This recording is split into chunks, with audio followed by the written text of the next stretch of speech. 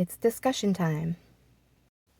Could espionage be a factor in the cause of the missing and deceased U.S. scientists?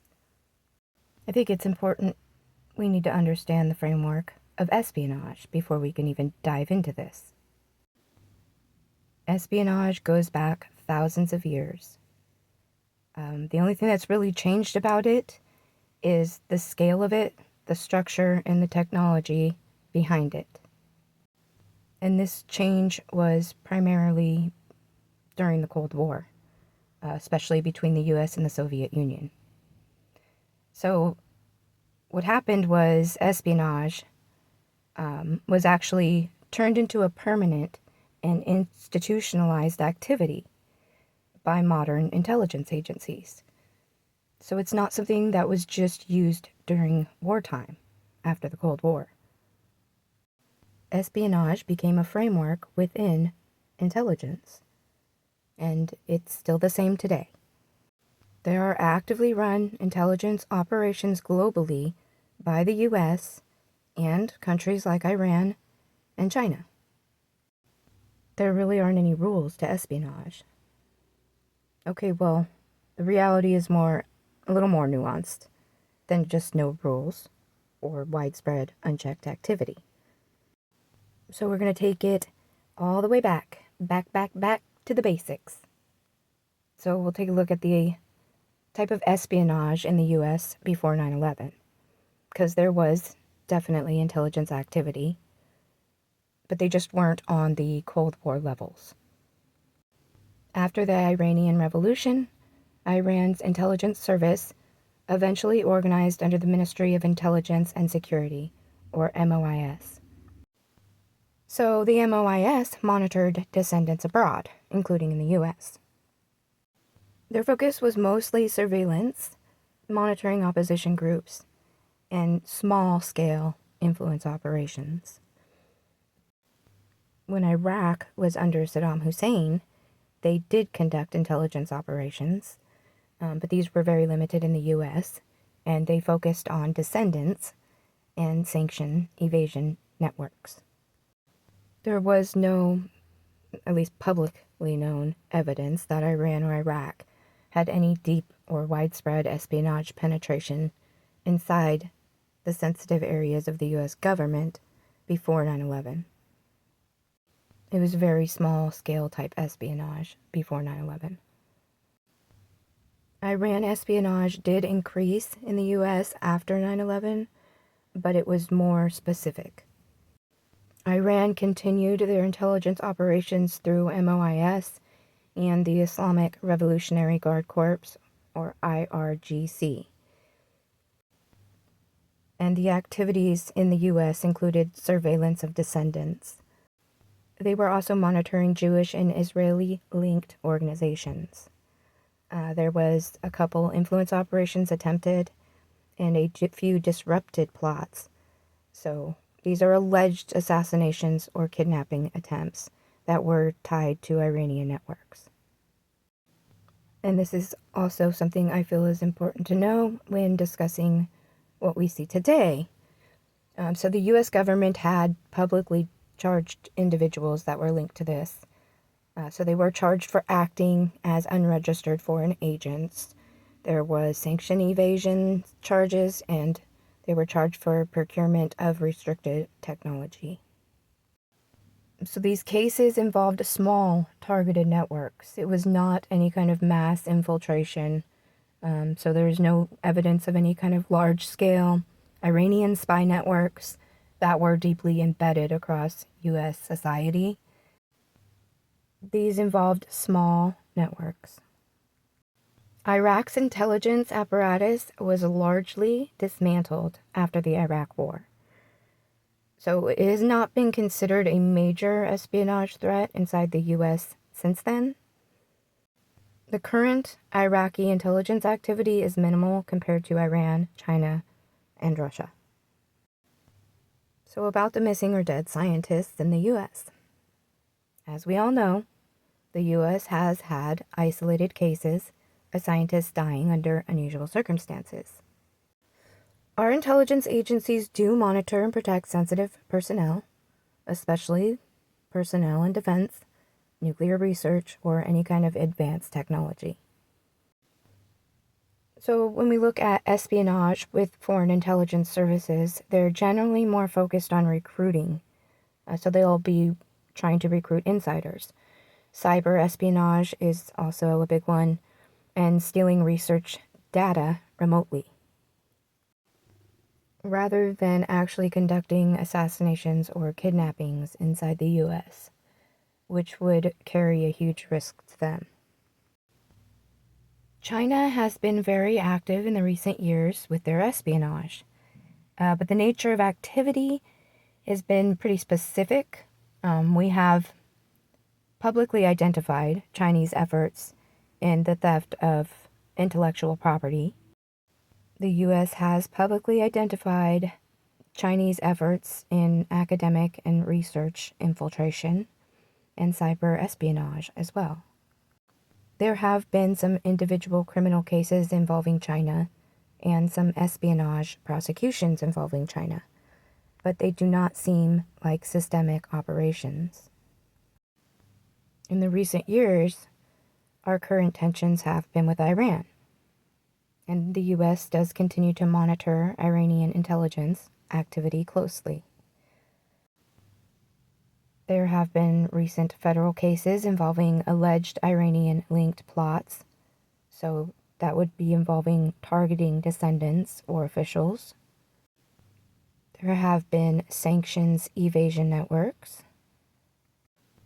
It is fact that during periods of heightened tensions, U.S. agencies do increase vigilance for retaliation attempts, as well as covert operations. I guess what I can say is that what exists and is going on today is very low volume, and it's target intelligence activities, which is very typical even outside wartime. There is no publicly confirmed surge of large-scale Iranian espionage operations inside the U.S. that could be tied to current events. In other words, Iran has conducted espionage-related activities in the U.S. both before and after 9/11, but they are on a limited, targeted scale. And Iraq has not really been a major espionage player in the U.S. since 2003. China and Russia are still considered far more active intelligence threats by U.S. agencies. Now, with all that said, I want to make it a point to also state that the government does not reveal everything in real time. If we look back at the Venona project, it's a great example of this. U.S. officials kept the decrypt program secret for decades while it exposed Soviet espionage networks. So secrecy absolutely exists within intelligence work. And this is important when trying to ground things in how espionage actually tends to work. Specifically, how espionage services usually handled scientists. So historically, countries like Iran, China, and the Soviet Union have all targeted scientists. But primarily, they were in specific ways. So more like recruitment. So they would turn insiders into sources. There was a lot of cyber theft. So they would steal research remotely. And again, there was academic collaboration as cover. And there was a lot of industrial espionage. And it was done like this because killing a scientist in the U.S. would create massive law enforcement attention. Obviously, the FBI and counterintelligence. It also risks escalation and retaliation by the U.S., and it often destroys the very access to the information they want. That's why assassinations and kidnappings were rare inside the U.S., even though they did happen, and they happened a lot in other regions. When we look at the missing or deceased scientists, it's definitely not impossible that this is foreign related. We have to know that there is a big difference between a plausible intelligence tactic in theory versus a demonstrable, coordinated campaign in reality. So when we specifically look at Iran and retaliation tied to specific actions against Iran's nuclear program, we have to make the clarifications that the U.S. did not destroy Iran's nuclear weapons. I'm going to say that again. The U.S. did not destroy Iran's nuclear weapons. Iran is widely assessed not to have an operational nuclear weapon, but it has advanced nuclear programs. There are known covert actions against nuclear infrastructures, like cyber operations, that are more commonly associated with efforts such as the Stuxnet. And this is cyber attacks, and they're widely attributed to the US and Israel. Historically, Iran responds usually with proxy activity in the Middle East. They conduct cyber operations and some targeted plots abroad, but these are mostly outside the US. A retaliated response inside the US has been confirmed, Iranian-linked, and those activities have been limited and targeted. So they were not broad or systemic, and they generally focused more on surveillance, some intimidation, or even some specific plots, but not widespread assassination or abduction. We have to think about recruitment espionage and how that actually works. And regardless if it's intelligence services from Iran, China, or the Soviet Union, they historically almost always prefer long-term cultivation, so building trust over time. They use money, ideology, and coercion, or even ego, for voluntary cooperation. They would much rather have voluntary cooperation. And of course, they use quiet leverage, and this would be forms of blackmail, pressure, or incentives. The classic recruitment models are sometimes called MICE, M-I-C-E. Money, ideology, coercion, or ego. And that just depends on the target. And it also depends on the target being alive, stable, and able to keep working and providing them with access. This would generally and historically be the framework. Knowing this, we also have to consider that a missing or dead scientist really can't provide ongoing intelligence. We have to ask the question, could they have been targeted for recruitment purposes and that's why they disappeared? Because in theory, that's absolutely possible. But when we look at the framework, it would be very atypical, especially for that to be done in the United States. Espionage recruitment would be about access over time. So a disappearance would cut off access immediately. So it really defeats the purpose of recruiting them just for them to disappear. Also, missing scientists obviously triggers massive attention. There are cases globally where scientists are kidnapped, killed, or coerced. However, usually intelligence services don't use these extreme tactics unless they're in conflict zones. They've been seen in high targeted geopolitical operations as well. But this type of espionage would be very difficult operating inside the US. Coercive recruitment would be much more realistic. We can look at a gray area scenario of coercive recruitment. So, for say, a scientist was approached or they were pressured.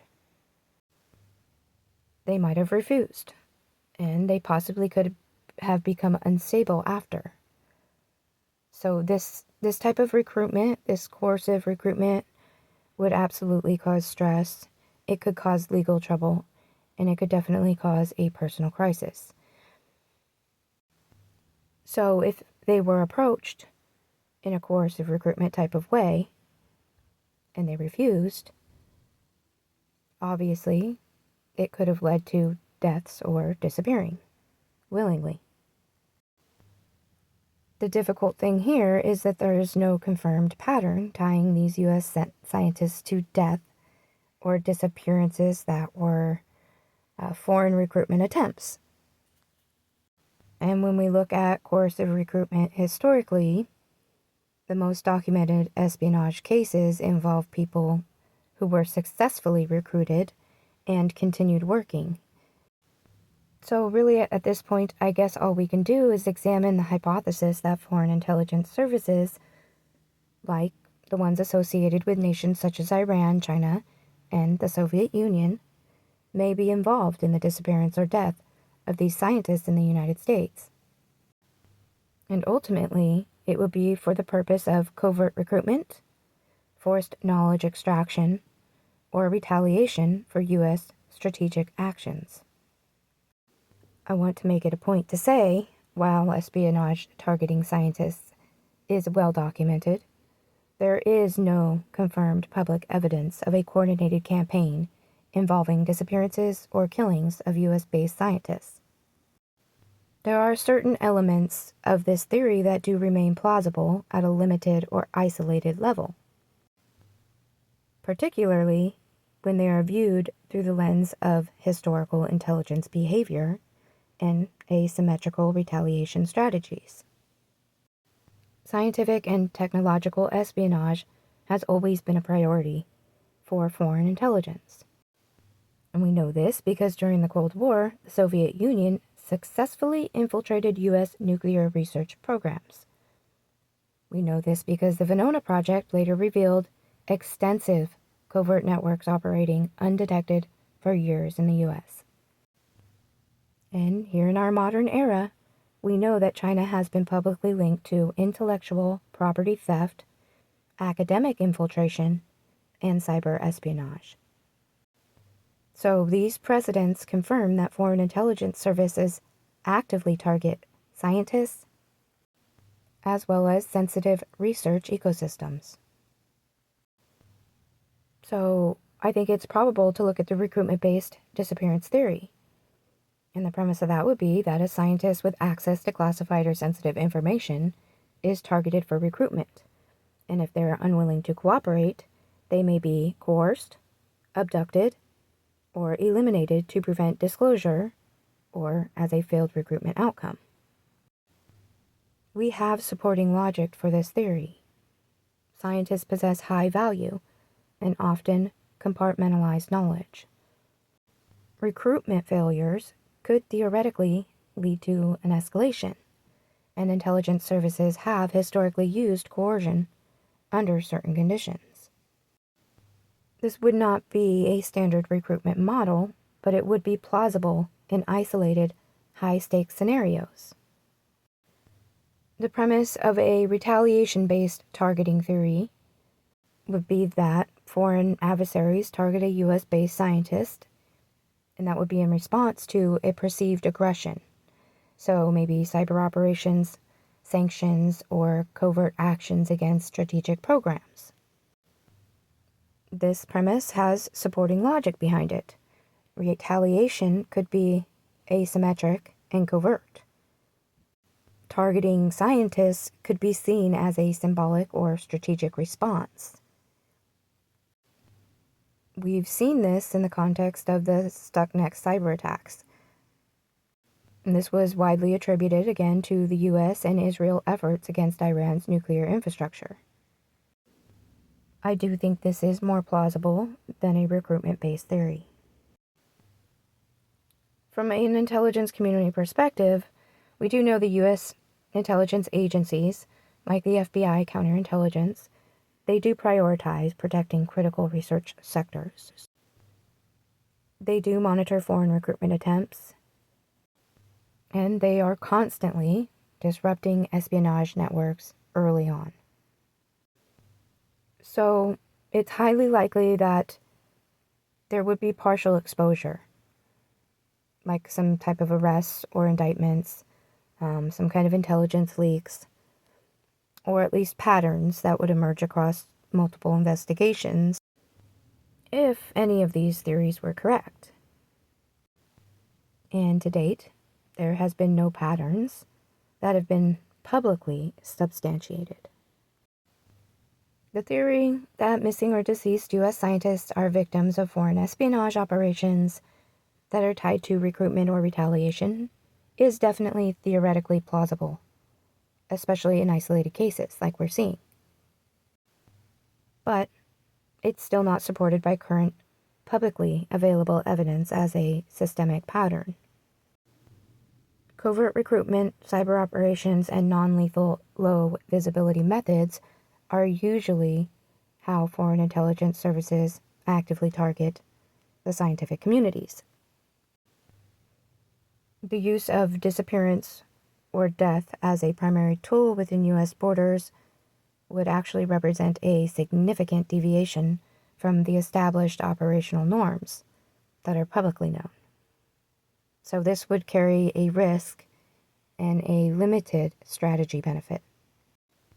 No publicly known or stated information leaves us with an analytical framework for evaluating potential espionage links in these scientists' cases. What makes these cases different from a typical missing person or death? And if nothing clearly stands out, it's usually not espionage related. However, that's not the case for the scientists. Did the individuals have access to classified programs, sensitive defense, nuclear, biotech, or AI research? And were they connected to government contracts, military or intelligence agencies, or high-value private sector tech?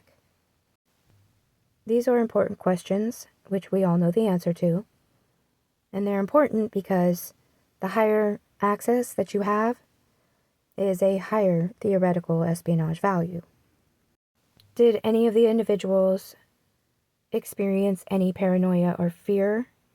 That could be stress or external pressures, any kind of changes in the weeks or months before. Was there any financial changes, like any unexplained money? Was there any travel, especially any international travel or any kind of unusual travel that's out of the norm? Was there any contact with foreign nationals tied to China, Iran, or any other intelligence active states? Was there attempts to access unusual data or to remove or copy any kind of information? These are key questions because in real espionage cases, there's almost always a behavioral breadcrumb. One of the strongest indicators would be any foreign contact. So, did these individuals have any kind of professional collaboration abroad or any recent new contacts from foreign institutions? Did any of these individuals have any link, direct or indirect, to the Ministry of Intelligence and Security, MOIS, to the Islamic Revolutionary Guard Corps, IRGC, or to known Chinese talent or recruitment programs? Most espionage cases do involve gradual relationships building over time. This would generally happen before any sudden abductions if it was espionage related. Just like in true crime cases, many of the theories will fall apart when you look at the method of disappearance or death. When it comes to espionage, red flags would be a highly controlled professional execution. There would be a lack of forensic evidence and a lack of strong motive, and there would be signs of surveillance prior to the event. Espionage-related actions or events usually tend to be very precise and purpose-driven, so they're not chaotic. What you see is more so a lack of. When we look at patterns here across the cases, it's really critical. So these are multiple scientists, and they're generally from the same field, and they're generally linked to classified programs or maybe contractor, and they're possibly connected through colleagues or institutions. Now, if we can get a solid answer on those questions, then it's likely it would be considered coordinated than not. If there is no shared operational link, then it's probably just coincidence. It is the evidence that will always lead the theory. It's not the other way around. Espionage cases, including those revealed by the Venona Project, were not uncovered because people suspected patterns. They were uncovered because there were communications that were intercepted. U.S. government agencies found financial trails, and there were human sources that came forward. However, it took many, many years of secrecy before this happened. It is very plausible that the cases of the missing or deceased scientists are related to espionage. It is plausible that this could be an espionage situation that has been held within secrecy. And similar to the Venona Project, it is highly probable that the U.S. government would keep it secret. Knowing the historical context and framework of espionage, nothing can really be definitively stated. But it would not surprise me one bit if it is a foreign espionage operation that is responsible for the deceased and missing U.S. scientists. And this theory does have some grounding, because intelligence services, including those from Iran or China, have, in various parts of the world, tried to coerce individuals. They would use threats and pressure on the family, and even legal leverage. They would use intimidation tactics to influence behavior, and they targeted people with access to sensitive information. So this is not uncommon. In extreme environments and conflict zones, also authoritarian states, people have faced serious situations where they feared abduction, where they were tortured or even imprisoned, and they felt trapped between cooperating or the consequences of not cooperating. Disappearance or suicide to avoid recruitment isn't a known pattern, but it does happen. We would expect to see individuals that have confirmed foreign contacts. We'd see that they were under investigation or pressure, and we'd see that they suddenly disappeared or died. So this pattern has not really been documented with the missing or deceased scientists. Generally, in these cases, including the ones that were uncovered long after, like the ones uncovered in the Venona Project, people typically cooperated quietly for very long periods of time, or they were caught and prosecuted right away. In other words, individuals were not generally removed from the equation entirely, like we see with missing and deceased U.S. scientists. It would definitely be plausible that espionage could be a background stressor rather than a direct cause of disappearance or death. So in this case, it would be similar to a scientist that is approached subtly, who would feel uncomfortable or feel intimidated or pressured, and that stress would contribute to anxiety, paranoia, and personal instability, which could definitely lead to their disappearance or their death. For a foreign recruitment or retaliation campaign to explain multiple cases, we'd expect to see consistent indicators. So there would be shared employer, project, or any kind of classified program that they were all working on. There would probably be some type of documented foreign contact, travel, some meetings, even some type of communications that were documented. We would see similar methods so that we do see here. We see the same type of disappearance or death pattern. And we do see law enforcement and counterintelligence flags here across all cases. Those were the kind of patterns that exposed the networks in the Venona Project. Without having these consistent indicators actually verified, it's very difficult to tell whether there's a pattern of espionage that has emerged with the US-based scientist cases. This video is for entertainment, discussion, and learning purposes only. Please do not take anything as fact, and please do your own research. Thanks for watching. See you next time.